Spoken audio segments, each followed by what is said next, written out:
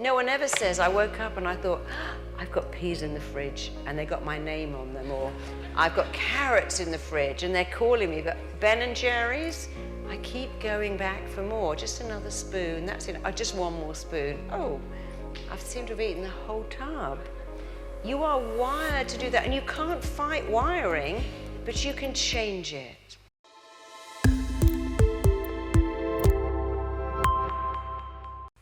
Let's talk about your relationship with your body. You see, we all have a relationship with our body, and just let me take that piece of whatever that is. Can I just borrow it? So I want you to see what happens, and you're going to discover again this dialoguing with yourself. Let's imagine you're in a restaurant, and you got the menu, and it's got pizza. You go, oh my God, oh, I love pizza. 4-cheese pizza with the stuff. I love that. But you're on a diet. Well, I hate the word diet, but let's imagine I'm getting on a diet, and I'm going to eat lettuce and rabbit food, and it's really boring stuff. First of all, that's not going to work. You can't go, I'm eating lettuce. It's so boring. So my clients are going to say, why can't I eat what I want? I say, you can. You can eat whatever you want if you're prepared to pay the price. My favorite saying says, take whatever you want, then pay for it. So you can eat as many fries and burgers and cupcakes as you like. I'm not going to stop you if you're prepared to pay the price. And if you want to eat a lot, try eating a bit less, because you live 16 years longer just by taking some stuff out of your diet. Just by cutting down on sugar, you will live 16 years longer. Anyone got a 16-year-old kid? Put their hand up. How much food have they eaten in 16 years? Sure. So remember that you will always have another day to eat. What changed me, because I used to have a terrible diet, I could not keep chocolate in my house. You know, my parents gave me the cheapest chocolate, so clearly my mind's like, I need loads of chocolate. And if I had it, because my parents used to buy expensive and hide it. My sister and I would find it, eat the whole lot, and then feel terrible. And we did it all the time. And we'd say, have you got any chocolate? No, no chocolate. So we'd find it, eat it, and then when my mum went mad, we'd go, but you said there wasn't any. What are you talking about? You said there wasn't any, so she could never do anything. And I had a real problem with sugar for many, many years. It's very fair to say I was consumed by sugar, and I couldn't leave it. And one day I went under the Christmas tree. I just spent ages decorating to get all the chocolate, and actually stabbed myself in the eye with a Christmas tree needle. It was the worst pain ever. And I thought then, I've done this to myself. So I decided to stop eating sugar. And it was actually amazing, because I had to keep saying, I'm choosing to do this and choosing to feel great about it. And I think that was Christmas Eve, and my birthday is April the 12th. I thought, right, I'm going to have some chocolate. And I had it, and I thought, oh my God, that's like having sex with someone that's really useless at it, when you've been looking forward to it for months. And it was like the biggest disappointment ever. It's like, that's the stuff that I've been obsessed with for years, chocolate. It just tasted like nothing. And I became indifferent to it, because the opposite of love is not hate. The opposite of love is indifference and disinterest. And it was the most wonderful feeling to think, oh, and now I have a real take it or leave it. I can eat it a little, I like it, but it doesn't run me. I can leave it. And I could not keep chocolate in my house. But I had to have this different dialogue with my brain, and I started by saying, I'm choosing to say no to chocolate, and I'm choosing to feel great, because I stabbed myself in the eye, threw up the whole day, ruined Christmas for everyone, not just myself. And chocolate's not my friend. It is not my friend. It doesn't make me better, it doesn't make me happy. It doesn't turn up and cheer me up. You know, people bring you chocolate and go, this is a gift, and it's not, it's just sugar and garbage. And so the thing about chocolate is there is no food in the world with the same combination of fat and sugar that is in breast milk naturally. So if you're around nature, you can't find fat and sugar. You can find avocados that are fat and honey that's sugary, but there's no fatty, sweet, sugary food in nature anywhere at all. And when you put chocolate in your mouth, your mind goes, oh, that's fatty. What does that remind me of? Oh, being a baby. And when I was a baby and someone shoved a teat in my mouth and all that milky, creamy stuff came out, every need was met. I felt significant. I felt loved. I felt connected. I felt important. So now I realize that if I keep going after that fatty, creamy stuff, I feel good. I've never had a client in 30 years that said, I crave lettuce, or my big problem is celery, or when I'm stressed, I just make a salad, wilt a bit of spinach, and grill some trout, and then I feel amazing. Never.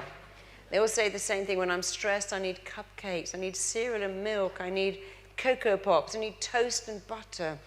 I mean, you can have savory food like chips and macaroni and cheese, but your mind is going back, oh, this is like being a baby. I've got this pappy, creamy stuff, and it can be salty, but it's that combination. There isn't anywhere in nature fat and sugar. And food companies have something called do you know what the bliss point is? Where they put as much sugar as they can until you're physically sick. Coca-Cola has to put a chemical in Coke to stop you being sick because it has so much sugar in it. And food companies spend all their time trying to create that combination of fat and sugar that reminds you of breast milk.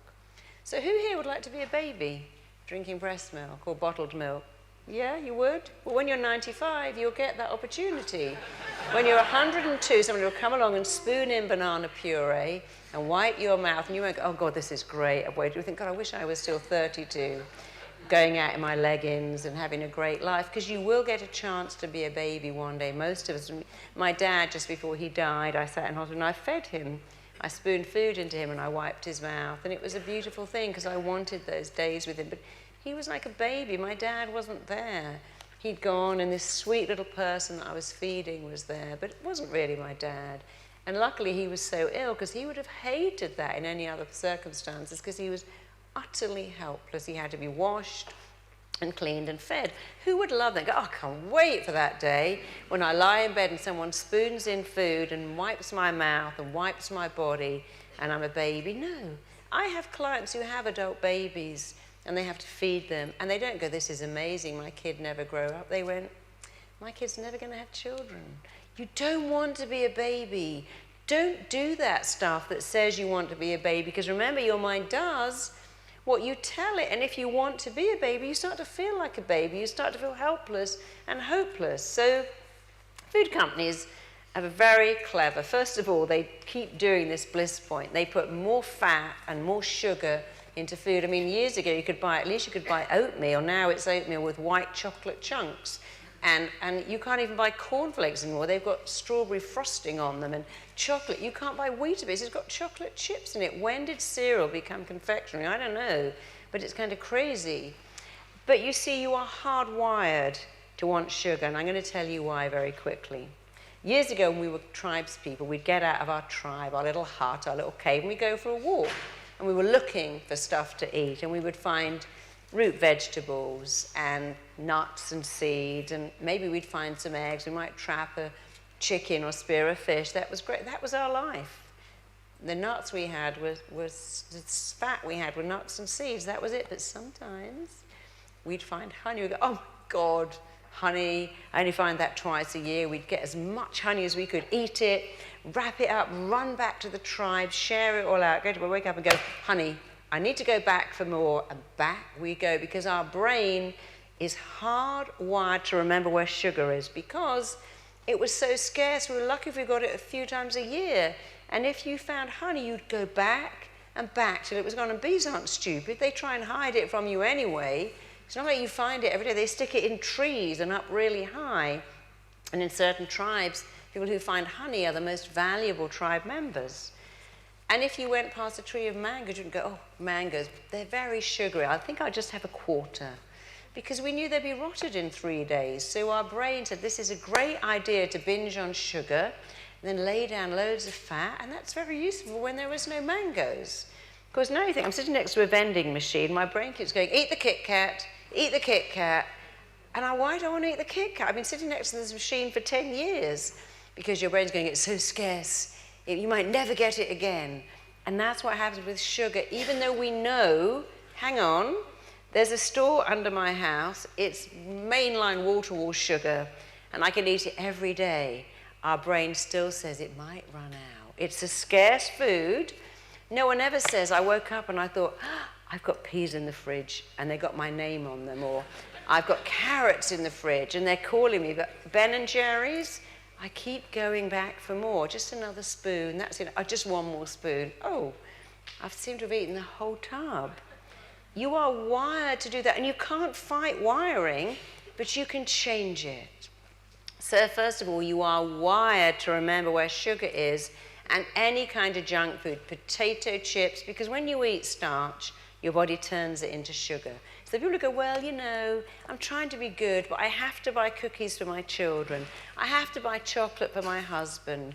I buy it for the neighbor. Really? Do you know any alcoholics who keep a glass of wine in their fridge for the neighbor? No, me neither. Do you know any people who stop smoking, who keep cigarettes on the coffee table because somebody might pop by and want one? No, I don't know any people that do that either.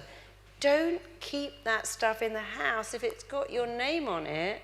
And if you have to have it in the house, at least put it in a Tupperware where you can't see it, and put it in a cupboard out of sight. Because when you see it, that's the second thing about nature, you are wired to want food if you see it. Imagine you're in a tribe and somebody comes home with a buffalo and you go, I'm not in the mood for buffalo, really my thing. I think I'll pass. And 3 days I think, God, I wish I'd eaten that buffalo. We've had no meat now for 6 days. What an idiot I was not to eat the buffalo.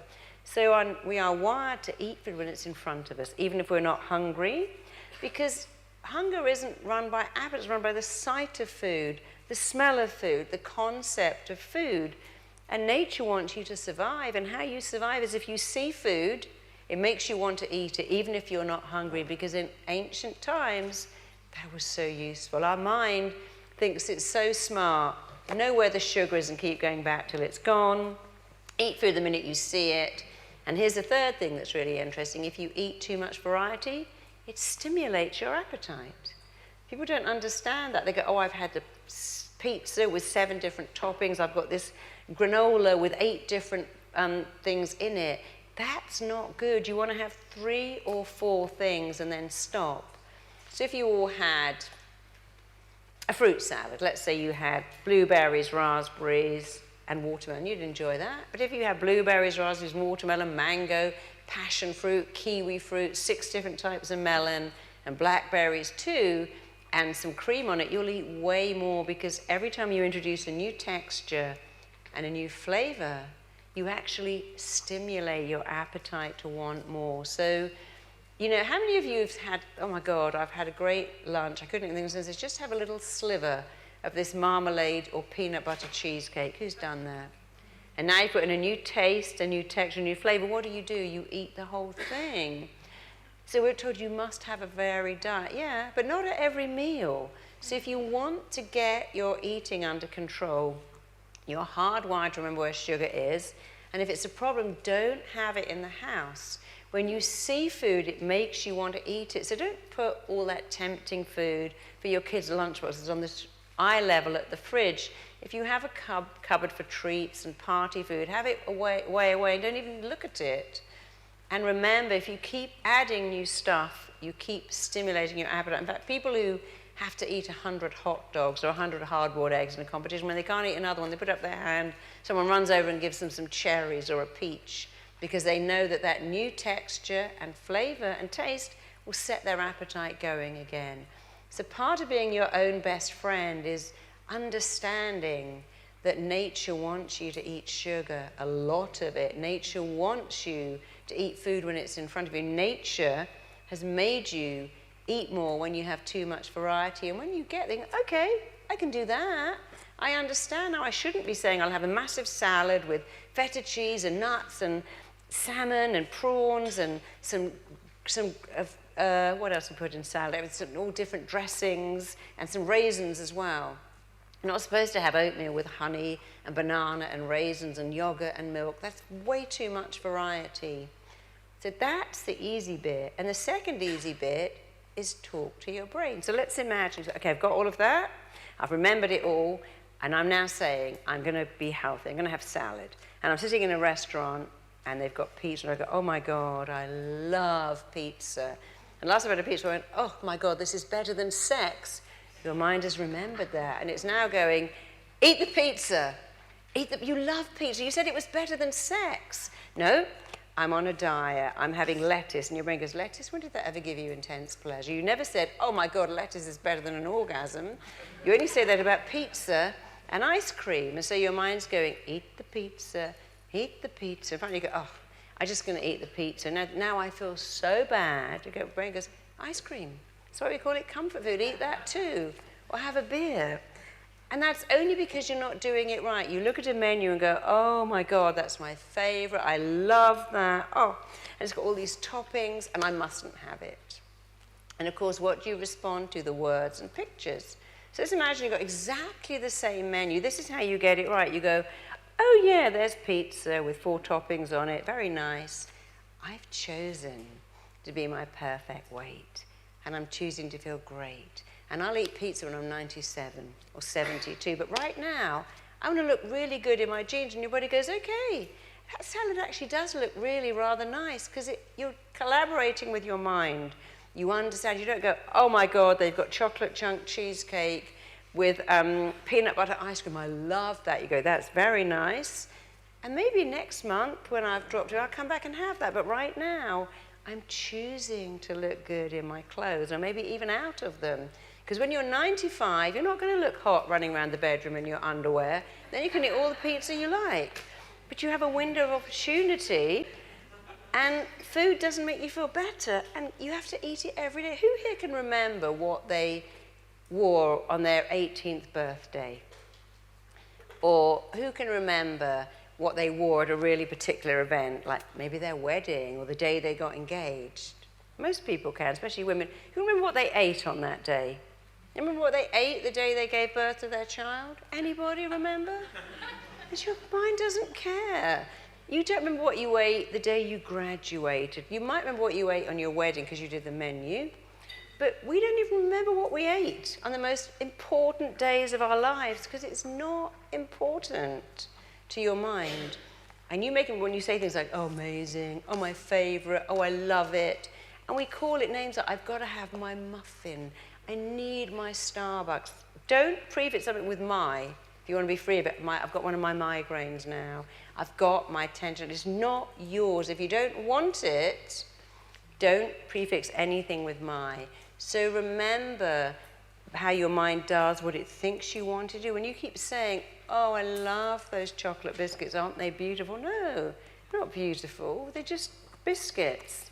And they can't run you unless you let them. So every time you look at food, you've got to say, I'm choosing to eat better because I'm choosing to be healthy. I'm choosing to say no. I'm choosing to feel great about it. Those words really do change your entire life. And you've got to welcome the restriction. That's really important too. There's no point in going, oh, I'm going to live on lettuce food now. You've got to say, I will live longer. I will always have another day to eat cake. If you're 40, I've got 59 years to eat cake right now. I want to be slim and fit and healthy. So that's how you have a better relationship with food. You dialogue with yourself. And you understand why you are wired to do certain things. Instead of fighting that, work with it. And by all means, have stuff in the house. So this bride wrote to me and said, I'm getting married, and I bought a dress 2 sizes too small, thinking that would terrify me into losing weight because I haven't got any money for another dress. And now I've got 2 sizes too big. It didn't fit before, and now I've got bigger, and I'm just freaking out. What am I going to do? That's all because I keep eating these Fox's chocolate chunk biscuits. So every time I do the grocery shop, and for some weird reason she went every other day, that's not a good idea. And I go down the aisle and I go, oh, I love Fox's chocolate chunk cookies. And I have to buy them because they make me feel happy. And then I'm just going to eat one. And I go home and said, did you eat one? She went, I don't eat one. I normally eat the whole packet. I have 2. Then I go back and have 2 more. And then I have more. And then I feel so bad, I have even more. And I do this every week, several times. I went, okay, so this is what you're going to do. You're going to walk down the aisle, look at them and go, if I take you home with me, I will look horrible in my wedding dress. And I'm just going to not give you the power to do that. In fact, I have all my life to eat you. You're not my friend. So after my wedding, I'll come back and eat. But right now, I'm going to leave you, because if I take you home, I'll eat you. And if I eat you, I won't fit into my dress. And that's going to stress me out. And I've got one day of my whole life to look amazing in this unforgiving dress. So I'm leaving you here. And she said, wow, that so worked. My friend said, what did that Marisa Peer do? She goes, well, she made me talk to biscuits in the store. She made me talk to cookies, a bit weird, but actually totally worked. And I haven't eaten them since. And I got into my dress and I looked really good. And she said, after the wedding, months past, I thought, oh my God, I haven't had the cookies. And I went to the store and I went down the aisle and I went to get them and I went, no. ago, I'm completely over you. So I've never eaten them since. All because she talked to herself. So this is how you have a relationship with food and your body. You don't go, oh, I've got to go to the gym. I hate the gym. Those sit-ups are killing me. I don't like the teacher. When you're doing that, you go, okay, my body loves sit-ups. My legs love lunges. My butt loves lunges. You don't have to love it. Lie to your body. Take back what you were born with, that ability to, because of course if you start hating the gym, how many of you hate it and then love it? Of course, when I first did Pilates, I'm like, well, I don't understand any of this. I've got to have a V shape here and a T shape here and breathe in but not completely and do all these pulleys, and eventually it just clicked into place and I loved it. But I didn't say, I'm going home, I said, my body loves Pilates. My mind finds it very confusing. My body loves it. Always dialogue with yourself. If you enjoyed that video, check out the next one right here. You can also click the link below right here for your free gift. We have a choice. You can go, I'm in agony, my head is killing me, which is not true. You can go, I've got a headache, it's slightly annoying, but I'm going to take